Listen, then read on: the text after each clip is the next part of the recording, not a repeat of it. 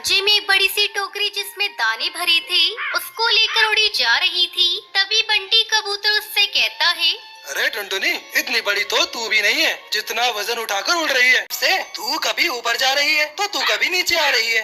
भैया मैं क्या करूं? मेरी माँ ने मुझे कहा था कि ये टोकरी घोंसले तक पहुँचा कर आनी है, तो मैं इसे रख कर आ रही हूँ।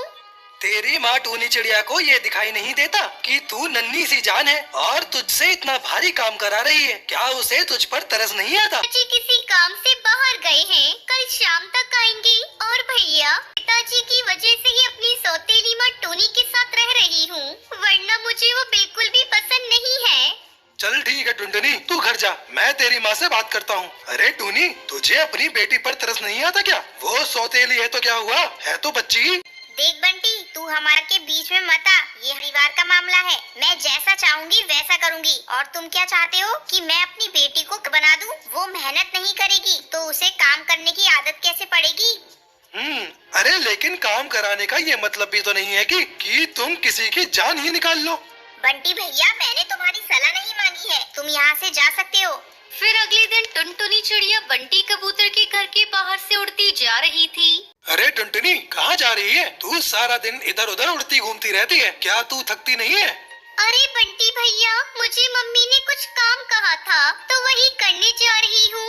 अरे तेरी माँ तो तुझे काम ही बताती रहती है, उसे तो तुझ पर तरस आता ही नहीं है। अरे वो देख, टुन्नू भी उड़ता हुआ आ रहा है। अरे भाई बंटी, क्या बात कर रहे हो टुनटुनी से?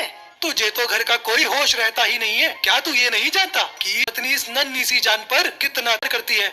ये सुनकर टुन्नू की आंखों से आंसू गिरने लगते हैं। भाई बंटी, मुझे पता है मेरे घर में क्या चल रहा है, लेकिन टुनटुनी को एक माँ की जरूरत थी, इसलिए मैंने टूनी से शादी कर ली। अब मुझे क्या पता था कि वो टुनटुनी के साथ ऐसा बर्ताव करेगी। पहले तो वो बोलती थी कि वो इसे अपनी बेटी की तरह मानेगी, लेकिन अब वो बदल गई है। अब तू ही बता मैं क्या करूँ? भाई देख, हर गलत काम करने वाले को सबक सिखाना चाहिए, तभी तो उसे अकल आएगी कि वो गलत कर रहा है। हाँ भाई, बात तो तुम्हारी सही है भाई, लेकिन टूनी के साथ मैं ऐसा क्या करूँ कि वो ये गलत काम न करे? सुनो, एक तरीका है। मेरे दोस्त की बेटी रानी बिल्कुल तुम्हारी टुनटुनी जैसी दिखती है, लेकिन वो टुनटुनी की तरह शरीफ नहीं है, वो चालाक है और एक जादू भी जानती है। मुझे लगता है वो तुम्हारी बीवी को सबक सिखा देगी। तुम कुछ दिन टुनटुनी को रानी के घर भेज दो और रानी को यहाँ ले आओ, फिर तुम कुछ दिन के लिए बाहर जाने का बहाना बना देना। भाई ठीक है भाई, तुम सही कह रहे हो। फिर टुनटुनी रानी की जगह आ जाती है और रानी टुनटुनी की जगह चली जाती है। अगली सुबह, टुनटुनी तू अभी तक खड़ी है? ये दाना लेकर धूप में सुखा कर आ, वरना ये खराब हो जाएगा। मैं क्यों जाऊँ? माँ का काम होता है दानों घर का काम करना, खुद जाओ करो। कैसे जबान चला रही है? तुझ में इतना साहस और बोलना कहाँ से आया? रुक, तुझे अभी बताती हूँ। टूनी एक छड़ी लेकर आती है और कहती है, टुनटुनी चुपचाप जाकर काम कर ले, वरना मैं तेरा क्या हाल करूँगी तू तो जानती है। रानी चिड़िया छड़ी को रस्सी बना देती है और टूनी को उसमें बांध देती है। फिर टूनी से कहती है, अब तुम यहाँ पर बंदी रहोगी, मैं तुम्हें खाना भी नहीं दूंगी। कुछ घंटों बाद, बेटी मुझे थोड़ा सा खाना तो दे दे, मुझसे चला भी नहीं जा रहा। चलो ठीक है, मैं तुम्हें खाना दूंगी। पहले ये दाने की टोकरी ले जाकर बंटी कबूतर के घोंसले में रख कर आओ।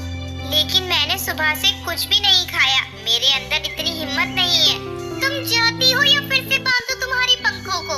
नहीं नहीं, मैं जाती हूँ। टूनी बड़ी सी टोकरी उठाकर उड़ने लगती है। कभी ऊपर जाती तो कभी नीचे आती। उसकी हालत बहुत खराब हो चुकी थी। वो जैसे तैसे करके बंटी कबूतर के घोंसले के पास पहुंची। उसे देखकर बंटी बोला, अरे आज तो ऐसा लग रहा है जैसे ऊंट पहाड़ के नीचे आ गया हो। कुछ दिन पहले यही हाल टुनटुनी का था, जब मैंने तुमसे कहा था कि तुम उसके साथ सही नहीं कर रही हो। अब तुम्हें पता चला कि वो कैसे ये काम कर रही होगी। हाँ भाई, पता चल गया है। टुनटुनी के साथ ऐसा नहीं करना चाहिए था। ये टोकरी सच में बहुत भारी थी। तुम्हें अपनी भूल का एहसास हो गया तो ठीक है, मैं तुम्हें बता दूं, जो तुम्हारे घर में है वो टुनटुनी नहीं रानी है। टुनटुनी और रानी टुन्नू के साथ उड़ती हुई बंटी कबूतर के घोंसले पर आ जाती है। बेटी मुझे माफ कर दो, मैंने अनजाने में तुम पर बकिया है। मुझे समझ आ गया है कि मुझे ऐसा नहीं करना चाहिए था। अब से हम मिल बांट कर काम करेंगे। चलो, तुम्हें अपनी गलती का एहसास तो हुआ, ठीक है।